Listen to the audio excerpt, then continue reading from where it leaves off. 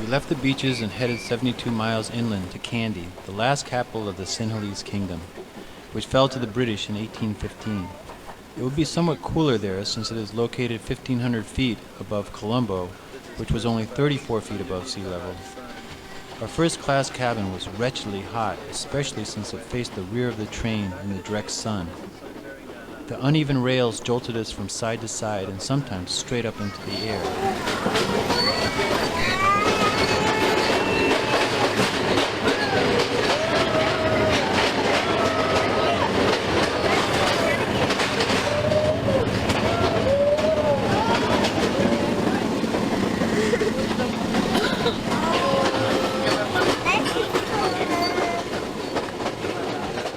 We found lodging above Kandy's lake that was built by the last Sinhalese king, Raja Singha, who was said to have put to death any local chief who refused to send laborers to work on this project by impaling them on stakes at the lake's bottom. A giant statue of Buddha overlooks the lake, reminding future generations that the path to enlightenment is by extinguishing selfish desires, something that Sri Raja Singha was unable to do. He kept a harem of women on an island at the center of the lake, which the British later used as an ammunition dump.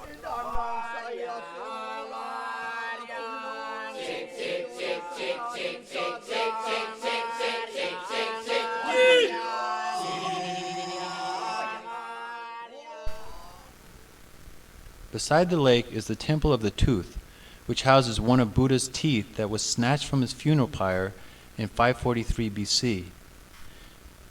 The temple was being rebuilt because a Tamil suicide bomber had destroyed a good part of it.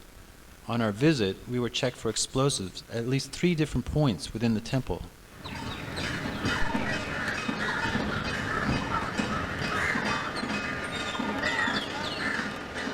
The next morning, we took a tour of some of the local sites. The first stop was Piniwala Elephant Orphanage, 48 miles back towards Colombo. The orphanage was set up to save abandoned or orphaned wild elephants.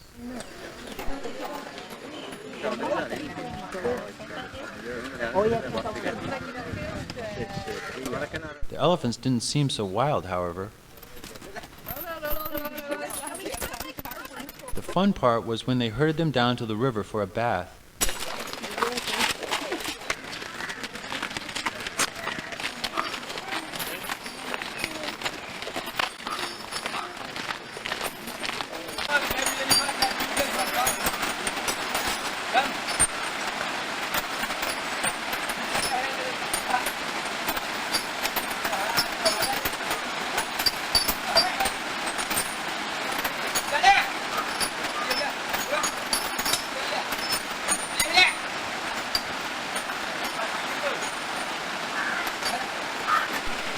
The elephants were having a great time congregating, drinking the water, and just socializing, washing themselves, giving themselves powder baths.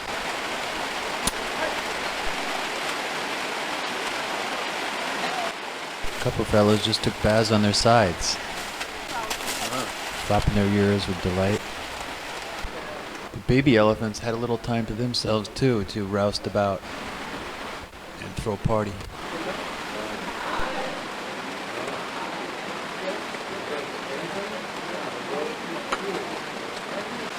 And talk about petting zoos. Went to Upper Valley or love one like this?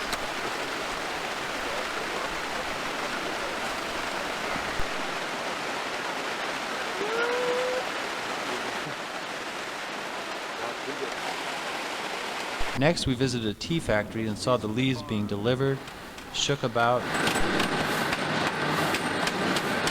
and cut up, and dragged off for drying.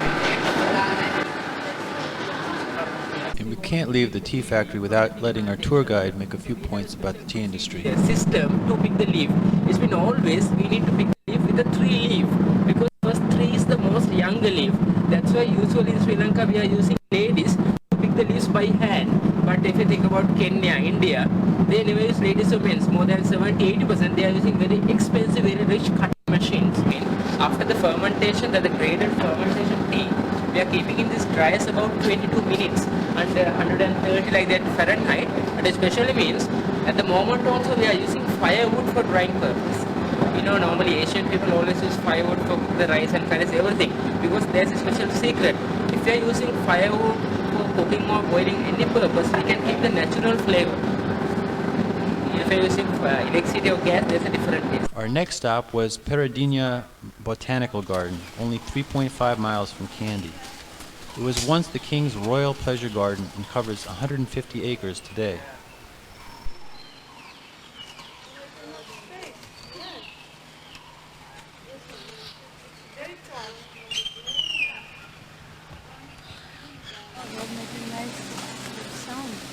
These are bamboos, Zach. The biggest attraction is the giant Javan fig tree, which covers 17,200 square feet.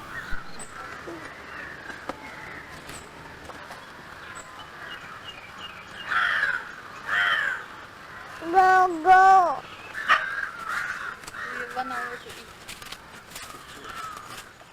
And the royal palms, which were planted in 1905.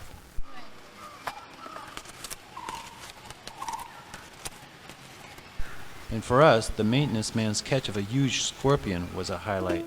Big scorpion. That's a very big one.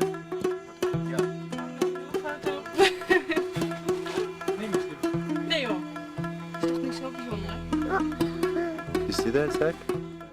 Then it was back under the mosquito nets to rest up for an early trip to a site similar to Ayers Rock called Sigiriya, which in 491 AD was made a refuge and also a wet season palace for a man called Kayapa. Yeah. The holes are too small.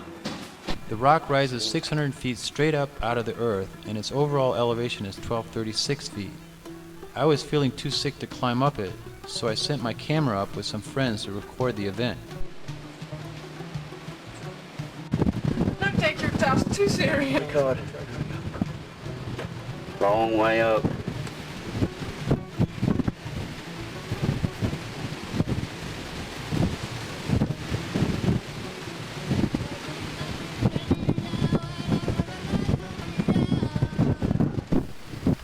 The summit covers 4 acres where foundations of buildings can be found. The remains of a lion's paw throne sits below the very summit, which was first discovered by a British archaeologist in 1898.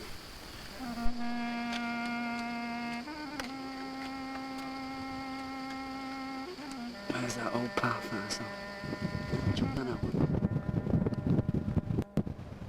Oh, there's some.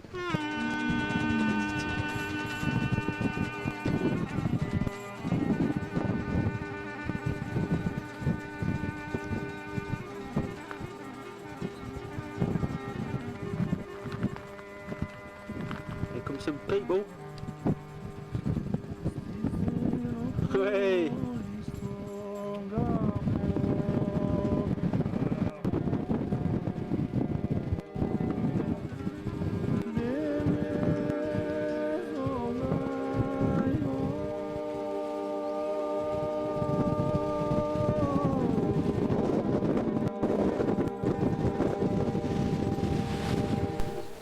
These frescoes were allegedly done in the 5th century. This 90 feet by 70 foot pond was carved right out of the rock. The palace eventually became a monastery before falling into disrepair.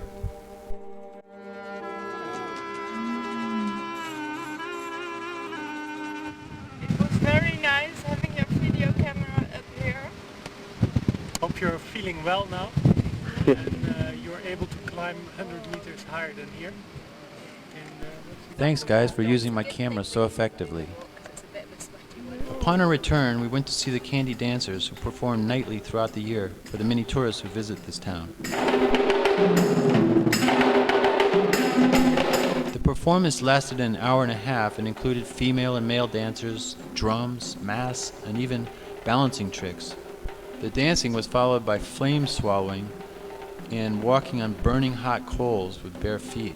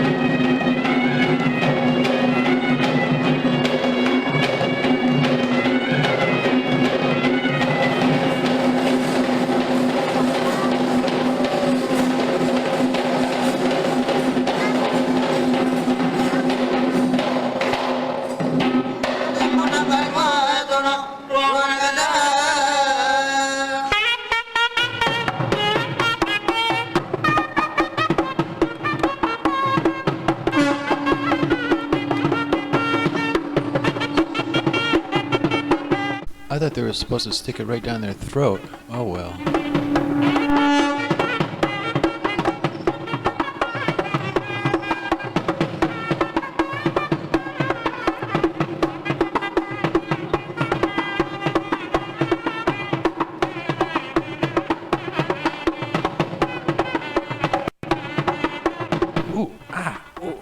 Time to move on to the next stop, which is Adams Peak.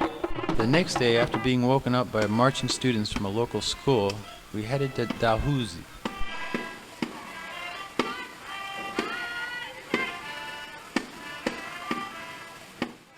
Adams Peak is a pilgrimage site where it is believed that Adam first set foot on earth after being cast out of heaven.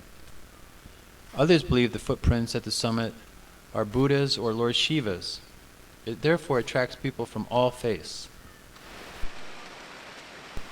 It looked like this when we arrived. Pretty foreboding. Not very inviting. Also, people believe it is the place where all butterflies go to die. We headed past the first signs of tea plantations and arrived at the pilgrimage site, which was empty because pilgrimages to Adams Peak are only made between December and the start of the southwest monsoon season in April. He's up there in the clouds, someplace.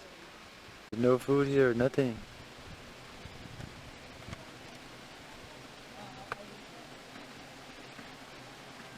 We found a nice guest house to stay at with Mr. Veerapatram.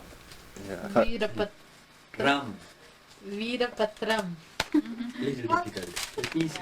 where they kept Zach entertained with tracing paper. Tracing paper for him. Big boat. Boat? Let me see. Do it. Go ahead. Let's see. I decided to climb the mountain that night with a guide named Sevi. The mountain is always climbed during the night to avoid the heat so that you can see the sunrise. The mountain is 7,300 feet tall and takes about 3.5 hours to climb. During pilgrimage season, it can take up to 11 hours to reach the top because the narrow path gets so congested, and the path is illuminated and has booths with food for sale along its way. Pilgrimages to this mountain have been recorded back to the time of King Mala, 1,000 years ago, who was known to provide some of the first resting places on the mountain. I could see how this mountain has captivated everyone's imagination, because the peak stands so alone and is always circled by the movement of clouds like the stirrings of a crystal ball. We would have to use a flashlight and climb up the mountain alone. We're almost to the top of Adams Peak. And these are some of the sounds you hear. It was a little eerie, especially not knowing what the weather conditions would be like, since we hadn't seen or heard a weather report.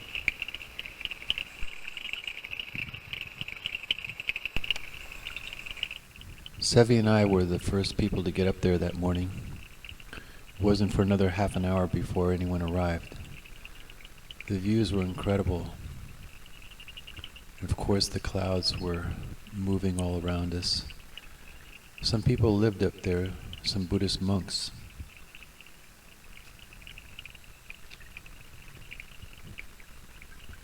You couldn't see the ocean on the other side of the island of Sri Lanka, but you could see what looked like 100 miles.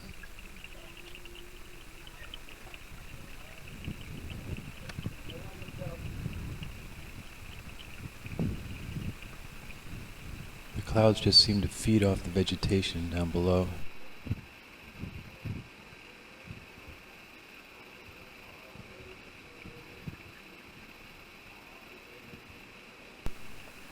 I wanted to see the sunrise more than Adam's foot. So it wasn't until after the sun did rise that I went and found it.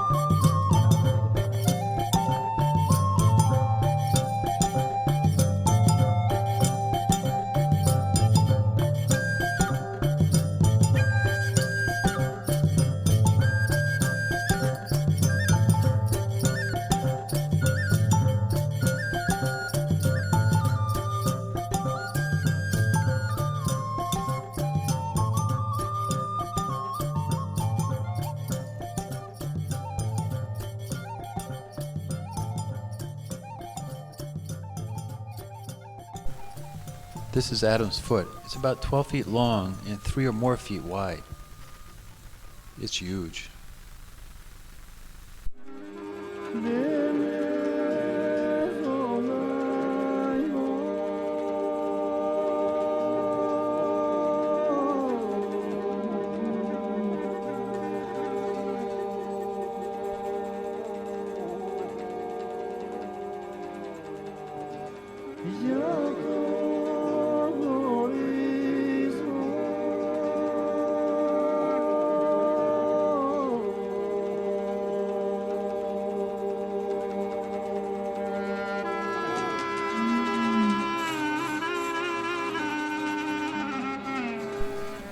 This guy was the only pilgrim I saw.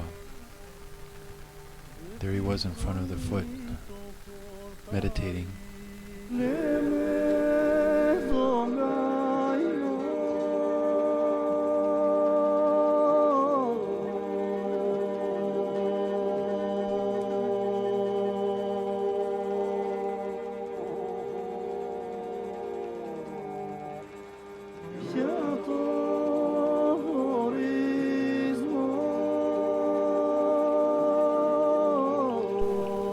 The climb isn't so bad because stairs have been made at the top.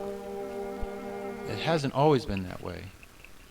A Victorian guidebook describes, and I quote, pilgrims losing their lives by being blown over precipices or falling from giddiness induced by a thoughtless retrospect when surmounting especially dangerous cliffs, unquote.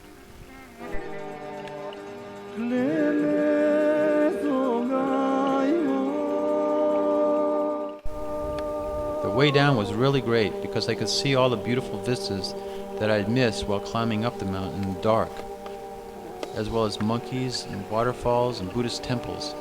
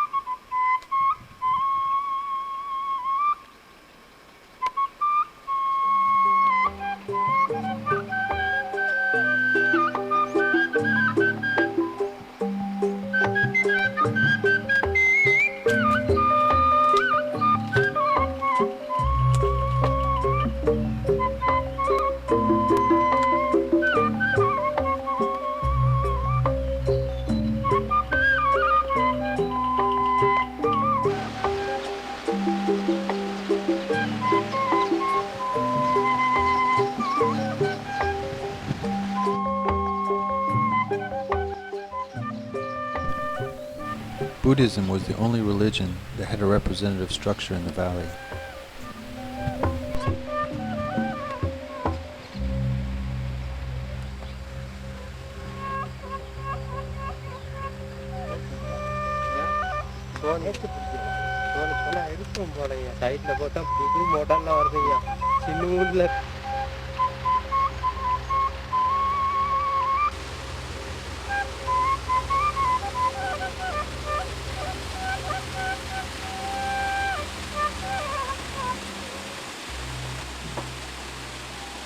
Much lower down, the tea plantation started.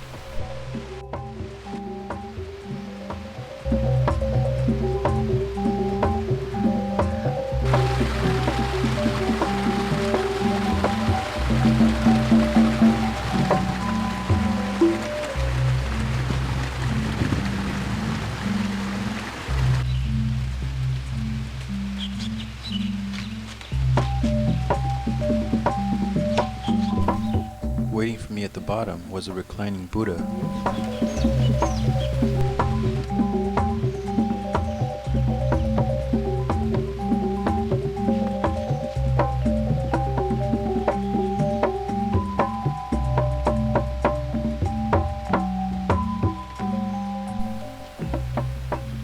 After giving my regards to Ganesh, I entered the compound of the green guest house. My muscles are loose, haven't stiffened up yet. Must be in better shape than I thought I was. After all that sickness, right? Mr. and Mrs. V had prepared a 2-course breakfast with all the trimmings for my return. This is our breakfast. But this is only a part. She is the cook.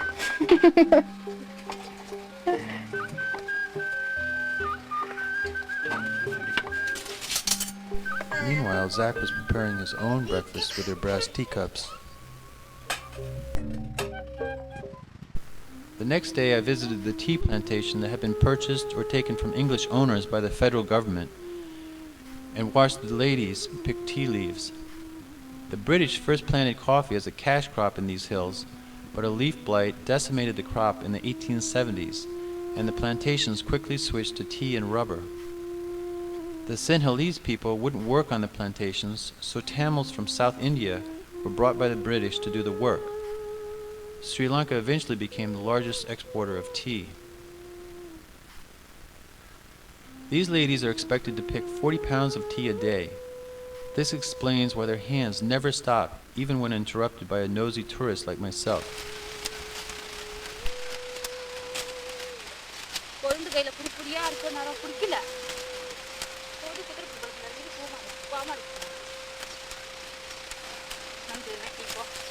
They get paid 800 rupees a month, or about $13, which was less than what I paid for a taxi ride from the airport into Colombo.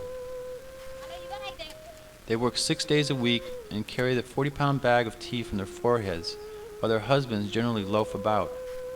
Fresh food is scarce where they live because the plantations are far from population centers. You can see the stress of malnutrition on some of their faces.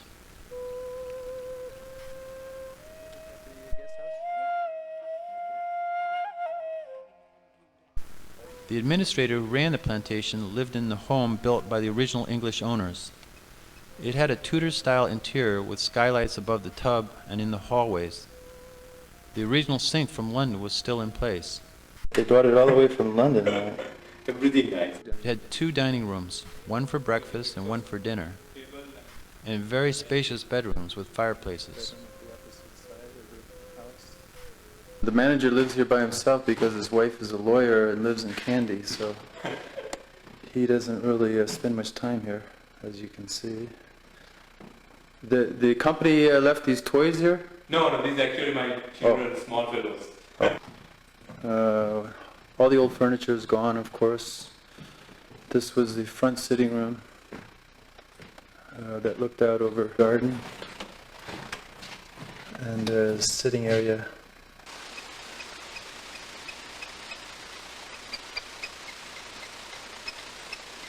We took leave from the V's and headed to the British people's favorite hill station, Nuwariya, Eliya. Joy, did you say thank you?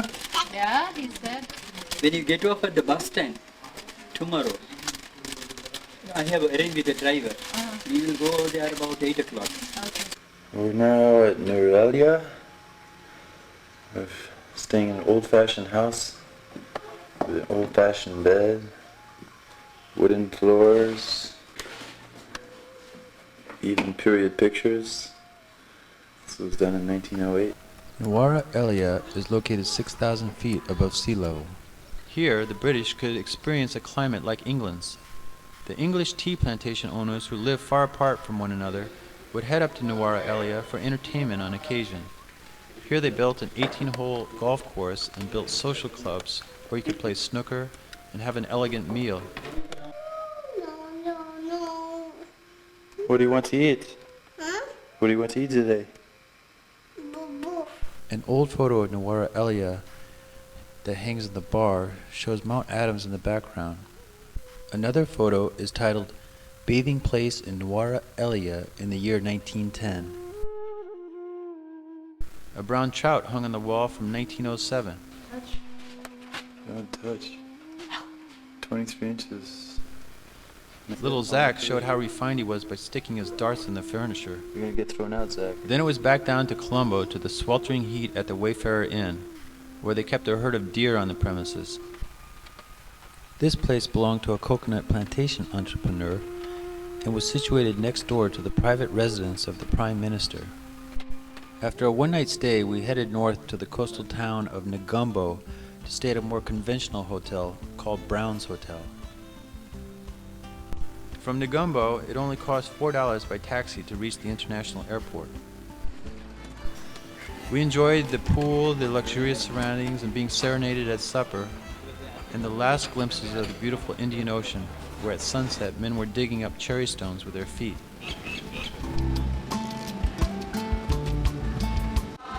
Yeah.